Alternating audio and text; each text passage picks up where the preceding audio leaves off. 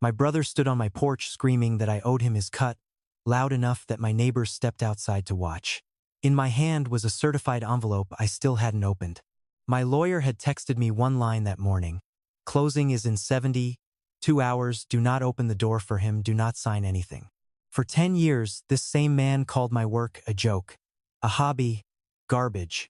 He used to film me in the garage just to get a laugh out of the family group chat. And now here he was, red in the face, pounding hard enough to rattle the frame. Open the door, he shouted. That money is family money. My pulse was loud in my ears. My hands knew that voice. They'd been folding to it my whole life, going quiet, going small, saying sorry before anyone was even angry. But not today. If you've ever had someone in your own family call your dream a joke, then come back the second it was worth money. Stay with me, because I need you to hear exactly who laughed last. I looked down at the envelope. I looked at the door shaking on its hinges. 10 years they called it a joke. Now they were screaming for their cut of the punchline. Let me back up, because none of this makes sense until you know the house I grew up in. My name is Rachel. I'm 31. I work at a hardware store, and I'm good at it. I know which screw fixes which problem and which expensive gadget you don't actually need. There's a quiet pride in that, in watching a stressed-out stranger walk out with the right $4 part instead of the wrong $40 one. They come in frustrated and leave like you handed them their evening back. I dropped out of college after 2 years, partly because I couldn't afford it and partly because I couldn't sit still in it. In my family, that one fact defined me forever. Because in our family there were two kinds of children. There was my brother, Daniel, and there was me. Daniel was the one with the firm handshake. He went into sales, then finance. He always had a story about a big client and a bigger bonus. When he walked into a room, my parents lit up like someone had turned the heat on. When he talked, they leaned in. When I talked, my mother checked her phone. I was the other one, the quiet one, the one with the hardware store apron and the phase that supposedly never ended. It's cute that you have a hobby, my mother used to say. She had a way of making the word cute sound like the word sad, like something she'd given up hoping I'd grow out of. So I learned to make myself small. Here's the detail that matters later, so hold on to it. Whenever there was tension at the dinner table, I was the one who said sorry first. Sorry, let's not fight. Sorry, forget I said anything. I thought I was keeping the peace. I was really just teaching everyone in that house that I would always fold. The garage was the one place that was mine. After my shifts, I'd go out there and shut the door and breathe. It smelled like metal and machine oil, and it was quiet in a way the rest of my life never was. I'd build things out there until 2 in the morning, sawdust in my hair, completely happy. Small fixes, small tools, things that solved problems. I kept watching customers struggle with people spending real money on 3 separate tools when one cheap attachment would do all 3 jobs. One night, I built that attachment. I'm going to keep it simple, because what it was matters less than what happened next. It was a little clamp, cheap to make, stupidly useful. I held it under the bare garage bulb and turned it over in my fingers, and I knew, the way you just know, that it was good. For the first time in a long time, I felt like I'd made something that mattered. So I made my first mistake. I showed the family. Daniel laughed so hard he had to set his drink down. Then he took out his phone and started filming me holding it, narrating like a wildlife host. And here we see the inventor in her natural habitat, he said, patenting garbage. The whole room laughed with him. My face went hot, and the back of my neck, and I felt about 11 years old. I stood there holding my little clamp while my own family treated it like a punchline, and I swallowed it, the way I'd swallowed 100 dinners. Then he posted the video in the family group chat that night. My aunts replied with crying, laughing faces. My dad replied, lol. And under the video, my brother typed 4 words I would think about for years. Patent that.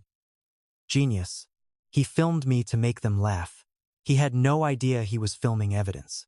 I want you to remember that video and that group chat, because both come back. So does one more thing about my family. My mother could not hold a secret if her life depended on it. Anything you told her, Daniel knew within a day. It wasn't cruelty. It was just the current of that house. Information only ever flowed one direction, toward the favorite. So I'd quietly learn to keep anything that actually mattered to me out of that current. You can't leak what you never share. So when I finally decided to do something real about my little joke, I did not tell my family a single word. Instead, I found a patent attorney, a real one, with a real office and a real fee. I scraped the money together over months, sitting at my kitchen table eating cheap noodles so I could afford an hour of her time. My hands actually shook the day I signed the engagement letter, because it was the first time I'd ever bet on myself out loud, with no one's permission, and no safety net under me. I let myself imagine, just once, my name on something official. Then I put the daydream away and got back to work. And then, with her help, I filed. I filed it under one name. Mine. For almost a year, nothing happened. The patent stayed pending. I kept scanning paint and cutting keys and going home to the garage. The video of me holding my garbage sank to the bottom of the family group chat, buried under newer jokes. I almost let myself forget I'd ever filed. It's easier to forget a dream than to keep flinching every time the mailbox is empty. Then a letter came. It was from a tool company. A real one, the kind whose products hang on the wall of every hardware store in the country, including mine. Someone on their product team had seen my little attachment at a regional trade show, sitting on a buddy's workbench. He'd been using it without thinking twice, the way you use a thing that just works, and someone with a company badge had asked him where he got it. He pointed them to me. They'd tracked it back to my filing. They wanted to talk about licensing it. I read it 3 times standing at my mailbox while the wind tried to take it out of my hands. Then I went inside, made tea I didn't drink, and pretended my fingers were steady. 2 weeks later, a second letter came. They didn't want to license it anymore.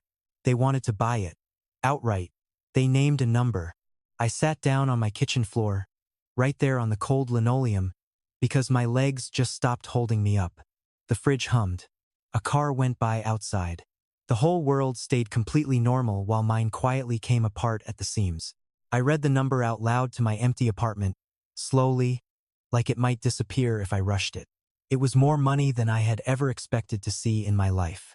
It wasn't a check. It was a different life. It was the end of the apron, the end of the cheap noodles, the end of being the family's never-ending phase. I should have called my lawyer first. That was the smart move, and some quiet part of me knew it even then. Instead, I made the second mistake of my life. I called my mom. I want to be honest about why, because it's the part I'm least proud of. I didn't call her for advice. I called her because, for one stupid second, I wanted to be the kid who walked into the room and made everyone lean in. I wanted my mother to say she was proud of me. Just once, before anything else got its hands on the moment. "Mom," I said, and my voice was shaking. "You are not going to believe this." I told her, the company, the offer, roughly the number. Then I caught myself, too late, and added the one thing that mattered. "Please don't tell anyone yet, not even Dad. It isn't final. Please keep this between us." "Of course, sweetheart," she said. "Of course." She always said of course. She had never once meant it. I hung up feeling warm and seen for about 4 hours. I let myself sit in it. I let myself believe, for one evening, that good news could just be good news in my family. Then my phone lit up. Daniel. I knew, the second I saw his name, that I'd handed something fragile to the wrong person. My brother had not called me on purpose in 2 years.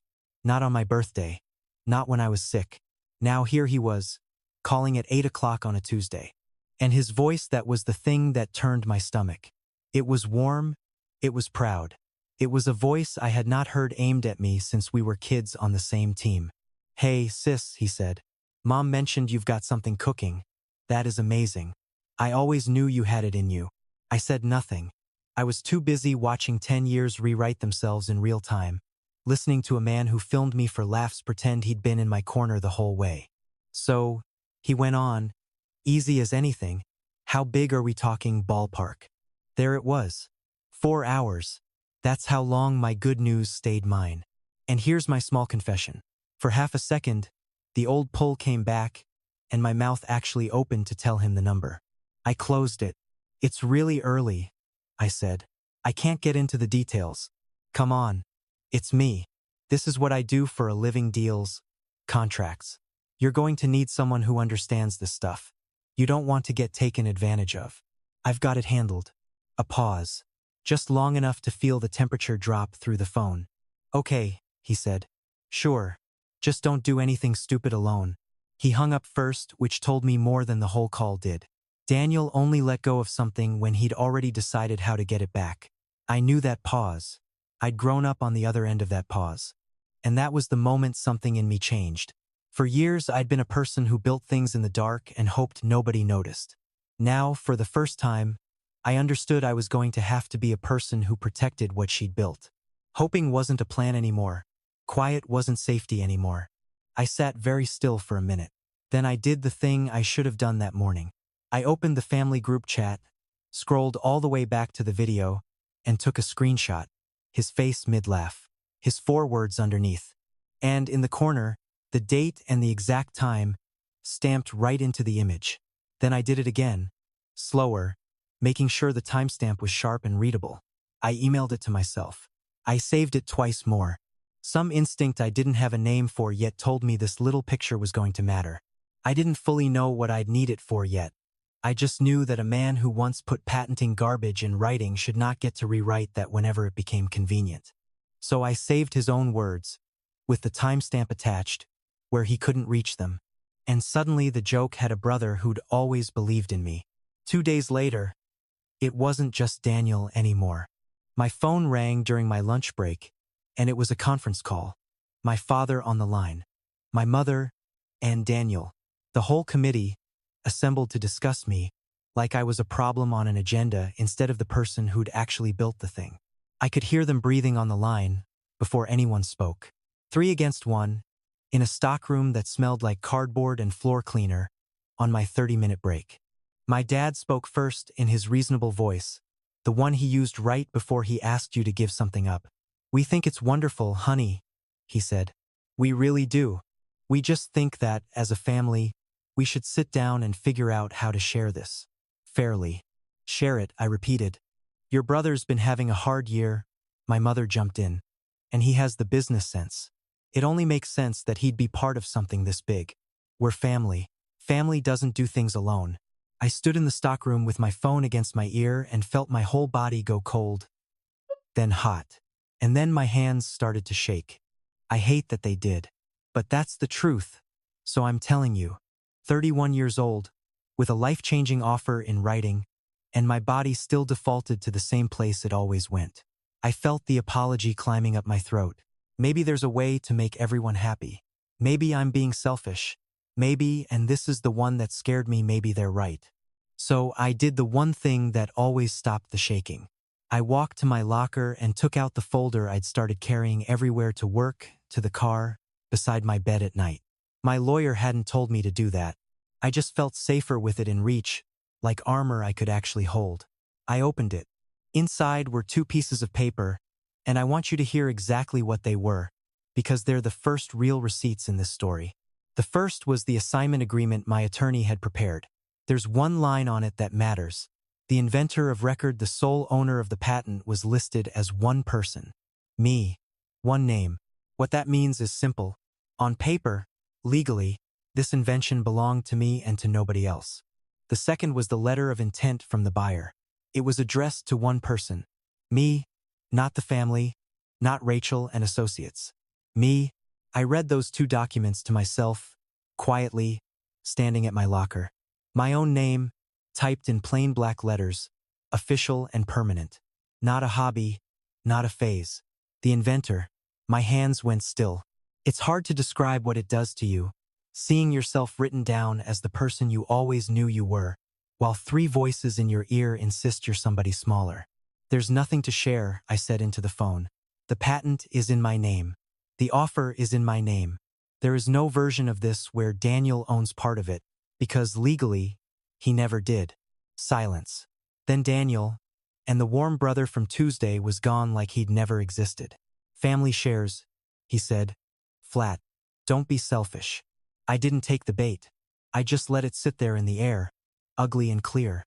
That's when they stopped asking and started building the story, and I need you to really listen to this part, because at the time it just sounded like the same old insult. It wasn't. It was a rehearsal. "Let's be realistic," Daniel said. "You couldn't have built this alone. You don't have the training. You barely finished 2 years of school. People are going to ask who actually did the engineering on this, and you'd better have a good answer. You've never had a head for the big picture, my father added gently, like he was doing me a favor. You get overwhelmed. You always have. And honestly, my mother said, after everything we've done for you, this is how you treat your brother? You're being ungrateful. You're not yourself. There it was. The full set. Ungrateful, unstable, incapable. Couldn't have done it alone. Each word was aimed at a soft spot they'd spent 31 years learning the exact location of. And the awful part was how practiced it sounded. Like they'd talked it through before they called. Like they'd agreed on the lines. He said it like an insult, to wound me. He didn't know I'd remember it as evidence. That sentence wasn't an insult, it was a rehearsal. And somewhere under the old fear, something new woke up. Not panic. Anger. Cold, patient, clear-headed anger, the kind that doesn't shout, the kind that starts taking notes. For the first time in my life, their words didn't make me want to shrink. They made me want to be exactly right. I got off that call without promising a single thing. My lawyer had told me one rule, early and clear: don't sign anything, don't admit anything, don't promise anything, not even to family, especially not to family. So I didn't. I said I had to get back to work, and I hung up. Then I stood in that stockroom and made a decision that didn't shake at all. If they wanted to build a story where my brother helped invent this, I was going to make sure the real story was sitting in writing, with dates, before they finished telling theirs. I called my cousin, Maya, that night. Maya was the only one in the family who never laughed at me, mostly because she'd been the other afterthought before I came along. She'd grown up at the kids' table too. She knew exactly how that house worked. Maya, I said, do you still have the old family group chat? The one with Daniel's video? The one where he called your thing garbage and told you to patent it? Yeah, I never delete anything. Why? Don't delete it now. Whatever happens, don't delete it. I need you to screenshot all of it, the video, his caption, every message with the dates and times showing. And I need you to not tell anyone, I asked. There was a pause. Rachel, what's going on? I told her, in 3 sentences. The offer, the sudden brother, the conference call ambush. She was quiet for a second. Then she said, they're really doing this. Over money. They're really doing this. So I'm going to do it the boring way. Not yelling, not begging, not explaining myself to people who already decided. On paper, where their charm doesn't work and my apron doesn't matter. Tell me what you need. I hadn't cried during the whole conference call. I almost did right then, just from the simple shock of someone in my family being on my side. I pressed the heel of my hand against my eyes and kept my voice level. Save everything, I said. Every message, every screenshot, and whatever they send you about me, don't reply. Just save it. Because here's the thing I'd finally understood about my family. They were used to me folding before there was ever a record of anything. They had never once had to say their version to someone who was writing it all down. If they wanted a fight on the record, I'd give them a record. I thought it would stay a family fight. Phone calls, guilt trips, maybe a frosty holiday or two. The usual weather in my family. I was wrong about the size of it. My lawyer called me on a Tuesday. I'll call her Diane, because she's the closest thing to a hero in this story who isn't me. Diane had a careful voice, the kind doctors use right before they tell you something you don't want to hear. I need you to stay calm, she said. The buyer's general counsel reached out to me this morning. Someone has contacted them claiming to be a co-owner of your invention. He says he was part of the development, and that any sale that cuts him out will be contested. The stockroom tilted a little. Daniel. He identified himself as your brother. His words to their legal department were, quote, that this is half his. I had to put my hand flat on the shelf to stay upright. The fluorescent lights buzzed overhead. Somewhere out front a customer was asking about deck stain, and the whole ordinary world kept running while my brother set fire to mine. He had called a multinational company's lawyers about my patent to tell a room full of strangers in suits that he owned half of a thing he had personally filmed himself calling garbage, in writing, for laughs. What does that actually do? I asked. To the deal. It creates what we call an ownership cloud, Diane said. Companies do not buy property when the title is in dispute. I spoke with their counsel directly. He was polite, and he was clear. If there's a credible competing claim, they pause. And the closing date does not move to protect us. It moves to protect them. If this isn't cleared up in time, they either walk away or they push the whole thing 6 months down the road. And offers like this, I said slowly, don't usually wait 6 months. No, she said. They don't. I did the translation in my head, the plain English version. He didn't have to win. He just had to make me radioactive.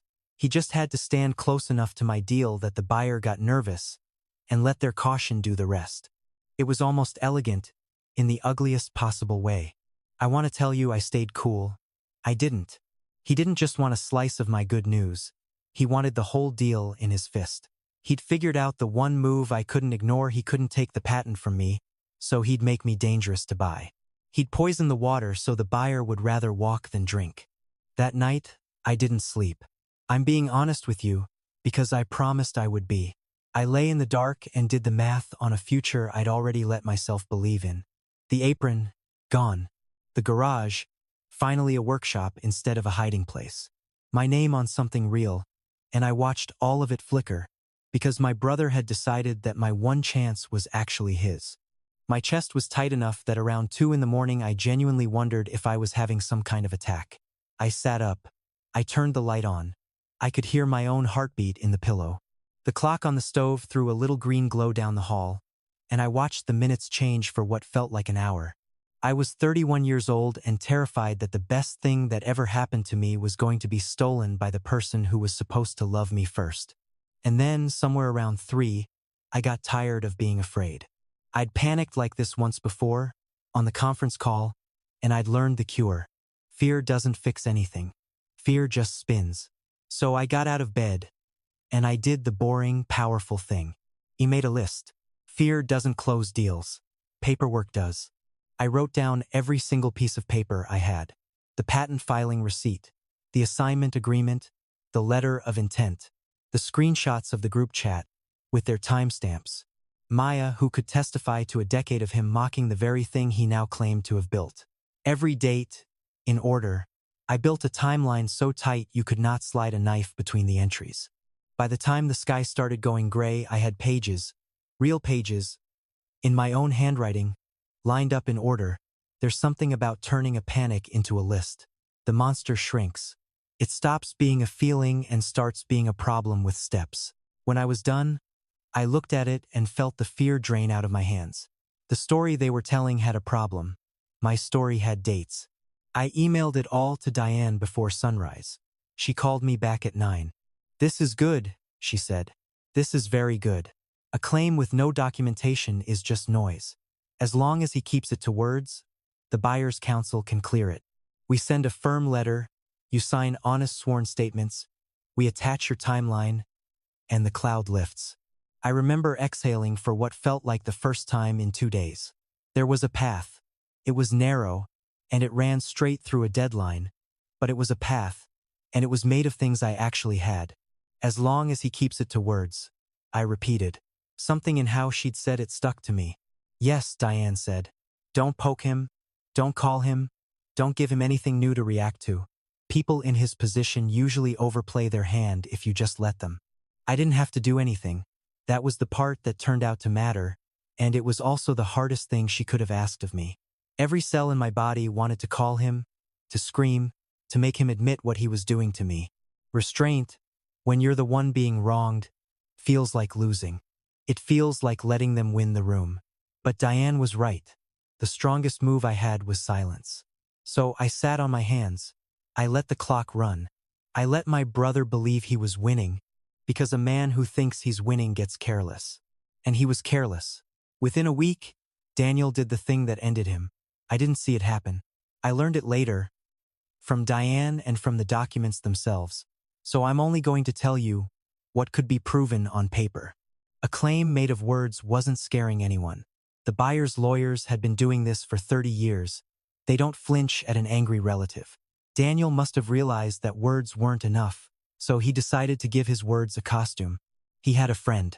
The kind of friend who went to law school for a year, or dated a paralegal, or just talks like he did the guy at every barbecue who gives loud, confident legal advice he is in no way qualified to give, usually with a beer in his hand.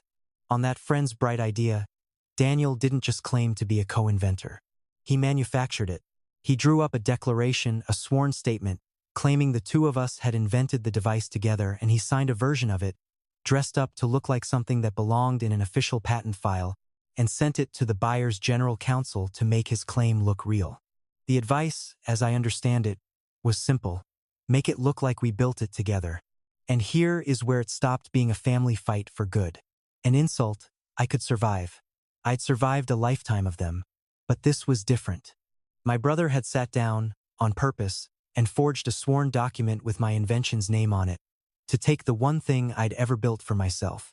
That's a line you don't accidentally cross. He chose it. He thought a piece of paper with the right words and a signature would scare a billion-dollar company into handing him a cut. He thought paper was a costume. He had no idea he'd just signed the one thing that could destroy him. He'd put his lie in writing, with his name on it. He signed a name to a story that the dates already said was false. Here's the thing about big companies that small, angry men never seem to understand. Their lawyers don't get scared. They get thorough. The buyer's general counsel Diane called him the GC, so I will too did not panic when Daniel's claim landed on his desk. He did the most boring, most devastating thing a careful lawyer can do. He forwarded the whole thing to Diane. The letter, the fake declaration, every page. The subject line, more or less, was, "Please address this competing claim prior to closing." My brother had mailed his weapon straight into my lawyer's hands. Think about that. He'd spent all that effort building a fake document to scare the buyer, and the buyer's own lawyer took one look, decided it stank, and handed it to the one person on earth most equipped to take it apart. He'd armed me. He just didn't know it yet. Diane called and asked me to come into her office. And she asked me to bring something specific. "Bring the certified envelope," she said. "The one with your originals. The one you told me you never opened." I'd been carrying that envelope around for weeks like it was a live thing. It had arrived by certified mail from the patent office, and I'd been almost afraid to break the seal, the way you don't want to open a test result. I brought it. I sat down across from Diane, and for the first time in this entire story, I opened it. The seal tore loud in that quiet office. My hands weren't shaking anymore. They were just careful, the way you're careful with something you already know is important. Inside were my originals, my filing receipt, my assignment agreement, the official, stamped, real versions of the papers that said this was mine. I'd been afraid of this envelope for weeks. Sitting there, I realized I'd had the answer to my whole nightmare sealed in my own bag the entire time. Diane laid Daniel's documents on one side of her desk and mine on the other. Then she looked at me and said something I have never forgotten. "Let's be very clear about what we're holding here," she said. "We do not have a co-owner. We have a forged declaration. And then we built it, piece by piece." There was something almost cold about how good it felt, not loud, not gleeful, just the clean satisfaction of watching a lie get measured against a fact and come up short. I'm going to walk you through it the exact way I finally understood it that afternoon, because each piece is simple, and together they're a wall. Start with the first receipt, the family group chat, Maya's screenshots, and my own with the dates and times sitting right there in the corner of every image. My brother's own words, calling my invention garbage, telling me to patent that. Genius. Here's what that proves. In one sentence, in his own writing, during the exact stretch of months he now claimed he was co-developing the device with me, Daniel was on record saying he had nothing to do with it and that it was worthless. You cannot mock a thing as garbage and co-invent it at the same time. Second receipt, the assignment agreement. One line for the inventor, one name, mine. What it proves, in one sentence, legally, from the start, this property was mine alone. Third receipt, the letter of intent from the buyer, plus the letter Daniel had sent their GC, the one now sitting on Diane's desk. What that pair proves. The offer came to me, only me, and my brother had reached around me, in writing, to try to climb into a deal he was never part of. Each one alone, Daniel could maybe wave away. The chat was a joke. The assignment was a technicality. The letter was a misunderstanding. But you can't wave away all three at once. Because they don't contradict me, they contradict each other's excuses. Together, they started to box him in, one wall at a time, but none of those was the kill shot. The kill shot was the quiet one, the one that doesn't care about feelings, or family, or who was always the favorite. My patent filing receipt. The electronic acknowledgement from the patent office. Let me say what it is, plainly, the way Diane said it to me. It's the official record that the application was received. It carries an application number. And it carries a date and a timestamp locked to that number. It lists the inventor. One inventor. Me. And that timestamp came months before any date Daniel was now claiming the two of us had built it together. I sat with that for a second, turning it over. Then I understood what I was looking at. His whole story needed me to have invented this with him during a certain window. But the patent office had already stamped my name, alone, onto the record before that window even opened. For his version to be true, the calendar would have to run backward. His story didn't just need a lie, it needed a time machine. I remember the exact moment it clicked. I stopped seeing a stack of paperwork and started seeing a clock my brother could not turn back. Every cruel thing they'd ever said about me being incapable, being a fraud, being lucky, all of it crashed into a single line of machine-printed text with a date on it. The favorite child had lied, and the lie had a timestamp on top of it. The date doesn't care who's the favorite. And here's the part I want to be honest about, because nothing in this story happened by magic, and I refuse to pretend it did. I asked Diane the question that had been eating me. How did he even know who the buyer was? How did he know enough to contact their lawyer? She didn't have to guess. We could trace it. I told my mother the company and the rough number. My mother told Daniel within hours, the way she always passed things to the favorite. From there, it wasn't hard. The buyer is a well-known company. Their general counsel's name is a 30-second search, and my brother does deals for a living. He didn't have secret information. He had a leak named Mom, and a public directory, and a lot of nerve. Mom told him. He did the rest. There was no master hacker. There was no inside man. There was a family that had spent 30 years treating my life as community property, and a brother who finally found a piece of it worth stealing. The part that hurt wasn't the cleverness. There wasn't any. The part that hurt was how easy I'd made it, calling my mother for 4 hours of feeling proud, forgetting that in our house, telling her anything was the same as telling him. Every lie left a footprint. I just lined them up. We spent the rest of that afternoon assembling it into one clean package. The timeline, the receipts in order, the sworn statements, the real ones that I would actually sign. There was a strange peace in it. No yelling, no defending myself, no trying to win anyone's love. Just paper, in order, telling the truth without needing my voice to crack. Diane worked like a surgeon, unhurried, labeling everything, and I started to understand that this was what power actually looked like. Not volume, order. We would send the buyer's GC, everything that cleared the cloud proof of sole inventorship, with dates, and we would, separately, deal with the forged declaration as exactly what it was. This is a strong position, Diane told me. Let me keep it simple, because people confuse these. There are two separate things going on. One is the deal. That's civil, it's about ownership, and your ownership is clean. We prove you're the sole inventor, the cloud lifts, the sale closes. That part is almost mechanical now. She set the forged declaration apart from the rest, like it was something she didn't want touching the clean papers. The second thing is this. Signing a false sworn statement and sending it in to support a claim is fraud, and it's a serious one. That problem belongs to your brother, not to you. But it travels on its own track, on its own timeline. Don't let your family stand in a living room and pretend the two are the same conversation. They are not. I held the timestamp in my hand and felt something I hadn't felt in weeks. Not anger, not fear, steadiness. There was also something I hadn't expected, the plain relief of having one competent person in my corner who didn't need me to perform, or apologize, or earn it. Diane didn't love me. She just took my side because the facts were on it. After a lifetime in my family, that felt almost radical. For the first time, I wasn't shaking at all. That's when my mother called to invite me to dinner. Her voice was warm as a pie cooling on a windowsill. "We're all getting together Sunday," she said. Daniel will be there. And his friend, the one who does the law stuff, he's going to come too, just to help us all talk this through, as a family. I knew exactly what that table was. It wasn't a dinner. It was an ambush with a casserole on it. So I said yes. Sweet as anything. Of course I'd come. Because I finally understood the difference between their table and mine.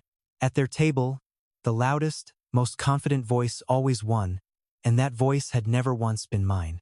But I wasn't bringing my voice this time. I was bringing dates. And I decided that when I walked into my parents' house, I would not be walking in empty-handed. I would bring the envelope. They set the table for an ambush. I brought the envelope. I walked into my parents' house on Sunday with a folder under my arm and that envelope inside it. The whole cast was there. My parents. 2 of my aunts, the ones who'd sent crying, laughing faces at my video.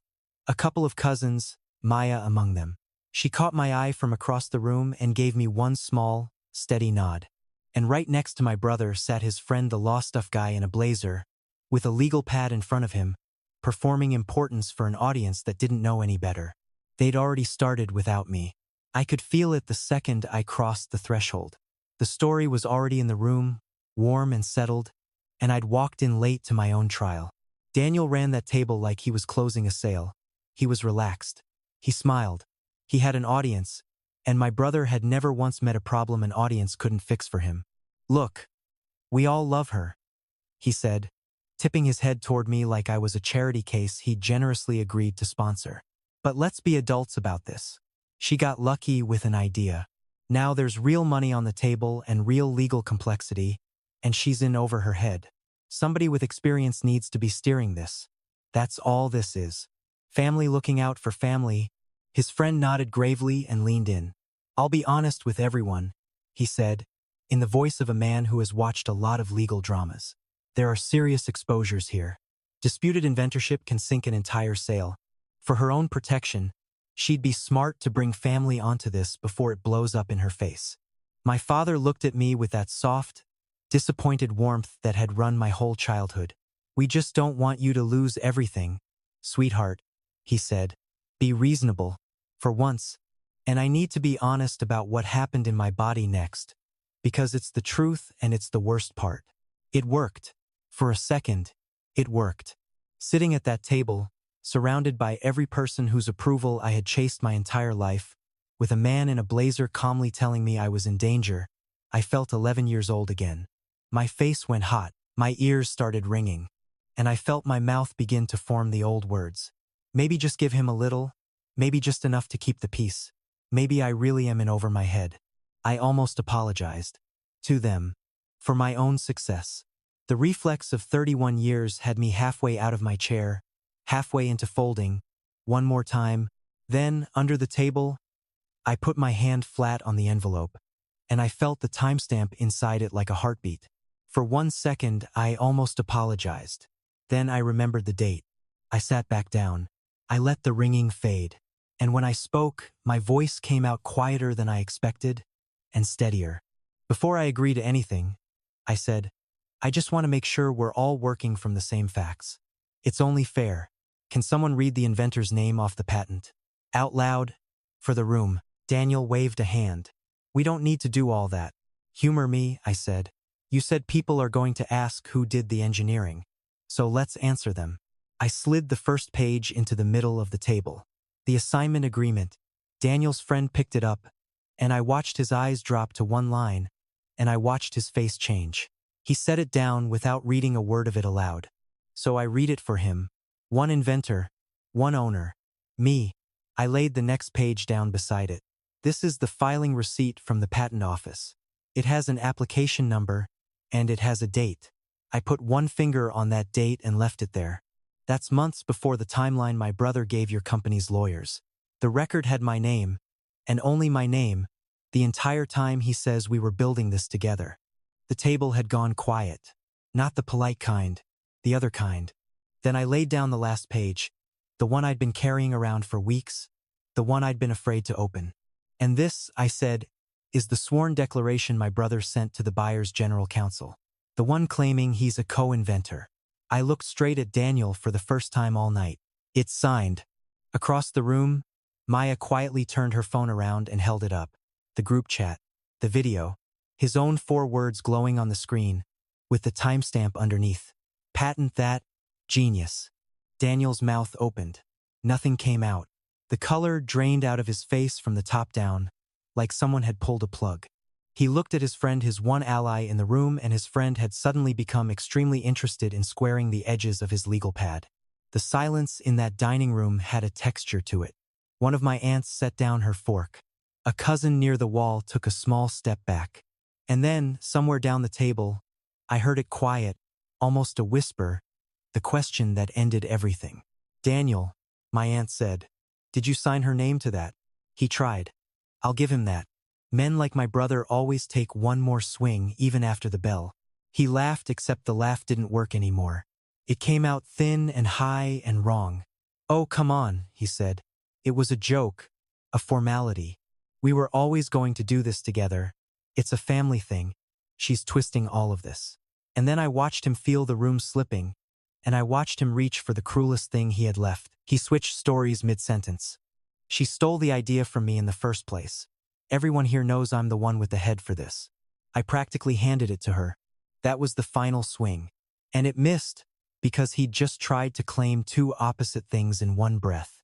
You cannot have built it together and also have had it stolen from you. And neither story survives a date. You can't steal an idea, I said quietly, that the federal record already says was mine. Alone. Months before any of the days you just made up. I didn't raise my voice. I didn't have to. I took out my phone, dialed the number that was already queued up, and set it in the middle of the table on speaker. Diane was waiting on the line. She didn't make a speech. She said one thing, flat and clear, into that frozen room. To be clear about where this stands, Diane said. Filing a forged inventorship declaration with the patent office is fraud on a federal agency. That is not a family disagreement, and I'd advise everyone at that table to stop discussing it as one. We will be demanding a full retraction, and we are prepared to refer it. A pause. This is no longer a family matter. The phone sat there in the silence, her voice still hanging over the casserole. And then Daniel's friend, the blazer, the legal pad, the expert, did the most honest thing anyone did all night. He stood up. He gathered his things. He didn't look at Daniel. He looked at the door. I think, he said, tucking his pad under his arm, I'm not his lawyer anymore. His own lawyer stood up and walked out first. What happened next happened fast. And I want to be precise about it, because every single piece of it was something my brother did to himself. The first consequence landed right there at the table, before anyone had left their chair. My father stood up.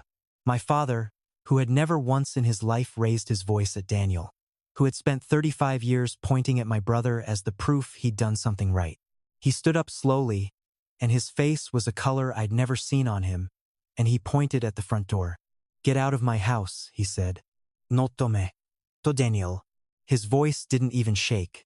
That was the part that landed hardest. I'd braced my whole life for my father's disappointment to be aimed at me, and here it was, finally pointed the other way, and it was so quiet it filled the whole room. A chair scraped. Nobody else moved. I think it was the word forged. My dad spent 40 years building exactly one thing he was truly proud of: his good name, the family name, the thing he wore to church and to work. And Daniel had just taken that name and signed it onto a federal crime. Whatever love my father had been spending on his golden child his whole life, it could not survive the word forged said out loud in his own dining room. Daniel didn't go quietly. Of course he didn't. He started in on me again, the old script, the one I could recite in my sleep. Selfish, ungrateful, tearing the family apart over money. You'll regret this. But the words had no floor under them anymore. The room had already turned, and you could feel it, like the temperature dropping before a storm. The aunts who had laughed at my video would not look at him now. They were looking at the table, at the timestamp, at my mother. And that was the second consequence. The social one. The one that didn't need me to lift a finger. My mother sat at the end of the table, gray-faced, finally understanding her own part in it, because she had lit this fuse. Every step of it. She had taken the one happy phone call I'd made to her in years and handed it straight to Daniel, the way she handed him everything, and now she had to sit in a silent room and watch where it landed. Nobody had to accuse her. She knew. I could see it move across her face in real time, the slow understanding that keeping the peace and telling Daniel everything had been the same act all along, for 30 years, and that this time it hadn't kept anything. She opened her mouth once, then closed it. There was nothing in there that would help. "You did this to yourself," I told my brother. I didn't say it loud. I said it true. It was the only thing I said to him directly all night. No lecture. No list of every cruel thing he'd ever done. Just 6 words, set down on the table like the last card. Then I reached into the middle of the table, and I gathered my pages back up. The assignment, the filing receipt, the declaration with his signature on it. I squared them into a stack, slid them back into the certified envelope, and I pressed the metal clasp shut. It made one small, final sound in that quiet room. The clasp snapped shut. So did the conversation. I drove home that night with the windows down and the radio off. My hands were steady on the wheel. I kept waiting to feel triumphant, and instead I just felt the quiet of a thing finally being over. I got into bed and slept all the way through. For the first time in weeks, no clock watching, no math, no fear, just sleep. The third consequence took a little longer, because the real world runs on paperwork, not on dinner table drama. But it came, and it was the one that actually mattered to me. In the days after, the social damage spread on its own, and I didn't have to push it. Word got around the family of what Daniel had actually done. Not a dispute, not a misunderstanding between siblings. A forged sworn document, sent to a corporation, to try to take his sister's invention. People stopped picking up his calls. A couple of the same relatives who'd spent years treating me like the family's embarrassment suddenly remembered my phone number and wanted to tell me how they'd always known I was the smart one. I let those calls go to voicemail. I wasn't collecting apologies. I'd stopped needing them somewhere around the word forged. But the part I'd actually been holding my breath for came 2 days later. My phone rang. It was Diane. "The general counsel called," she said, and I could hear something rare in her voice. She was pleased. "Your brother's claim has been formally retracted. The forged declaration is off the table, withdrawn. There is no competing claim anymore. The ownership cloud is gone." I sat down. "And the deal?" "They're clearing it to close. The buyer is satisfied that you are, and always were, the sole owner." "The deadline," I said. "The 72 hours that had been hanging over my whole life. Did we make it?" "You made it," Diane said. "With a day to spare." A few hours later, the confirmation came through. The sale closed. The wire cleared. The money, the impossible, life-changing number I had once read out loud to my empty kitchen floor, landed in an account with one name on it. Mine. The same name that had been on the patent the whole time. I looked at the balance for a long minute, and I didn't cry, and I didn't celebrate. I just thought about a woman in a hardware store apron building a little clamp under a bare garage bulb, and how she'd have laughed if you told her how this ended. The wire just cleared. Daniel got mail of his own that week, and it didn't come from family. It came from Diane's firm.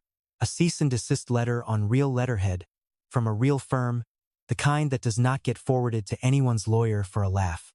A formal demand that he retract, in writing, every claim he had made to the buyer and to anyone else, and confirm he would make no more.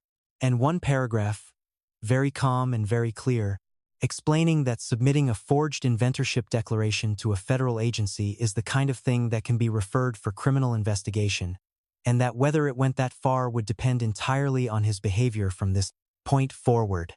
That last part matters, so I'll be straight about it. No one put my brother in handcuffs. This wasn't a courtroom, and there was no judge banging a gavel. The deal was a civil matter, and it closed clean. The forgery was a separate, more serious thing, and it sat there on his record like a loaded question, not a sentence, but a leash. He didn't lose his freedom. What he lost was quieter and, for a man like Daniel, probably worse. He lost every inch of leverage he'd ever had over me. He lost the story where he was the capable one and I was the fragile little sister who got lucky. And he lost it in front of the only audience he had ever truly performed for, the family whose applause had been his entire currency. He was cut out of all of it, not because I screamed at him, not because I got lucky, because he wrote his own name, in his own hand, on the one document that could end him. 72 hours. The deal closed. And my brother's name appeared on exactly one piece of paper in this entire story, the forged one. A few weeks later, the money was real and quiet and mine. It sat in an account with one name on it the way it had always been, on every document that ever mattered. I gave notice at the hardware store, though I told them I'd still come in some Saturdays, and I have. I like it there. I like being the person who hands a stressed-out stranger back their afternoon for $4 instead of 40. Some things you keep because they're good, not because you need them. The apron was never the problem. The people who used it to define me were. The garage is a workshop now. Real lights, the kind that don't flicker. A proper bench. Tools I used to stand in front of at the store and just imagine owning. It still smells like metal and machine oil, and it's still the quietest place I know, but the quiet is different now. It isn't hiding. The door still closes, but I don't go out there to disappear anymore. I go out there to build the next one. Because there's going to be a next one. The first one was never a fluke, no matter how many times they told me it was. My mother called, eventually. I knew she would. She told me Daniel was really struggling, and didn't I think it was time to help my own brother, to put all this behind us, to be a family again. And I noticed something while she talked. The old reflex, the apology climbing up my throat, the urge to fold so the room would go quiet, it didn't come. I waited for it, the way you brace for a step that isn't there. And it just wasn't there anymore. I hope he figures it out, I said. And I meant it, a little. But I'm done being the family's afterthought. And I'm done apologizing for being right. That's a cruel thing to say to your mother. She tried. No, I said gently. Cruel was a conference call. Cruel was a forged signature. This is just the truth, said out loud for once. She didn't have an answer for that. There wasn't one. We don't talk much now. I used to think a silence like that would feel like losing my family. It mostly just feels like putting down something heavy I'd been carrying so long I forgot it had weight. I don't need their applause anymore. That's the whole lesson, if there even is one, and I'm not going to dress it up into something it isn't. The people who mock what you build in the dark do not get a seat at the table when it finally pays off. Not because you owe them revenge. Because you don't owe them anything at all. I think about that garage sometimes. The old one, with the bare bulb and the cold floor. I think about the night my brother held up his phone and filmed me holding my little clamp, narrating like I was an animal in a zoo, while the whole family laughed along. I think about how small I made myself that night, smiling so the moment would pass, swallowing it the way I'd swallowed everything. And I think about those 4 words he typed under the video, so sure of himself, so sure of me. Patent that. Genius. So I did. They laughed at the prototype. The timestamp didn't laugh back.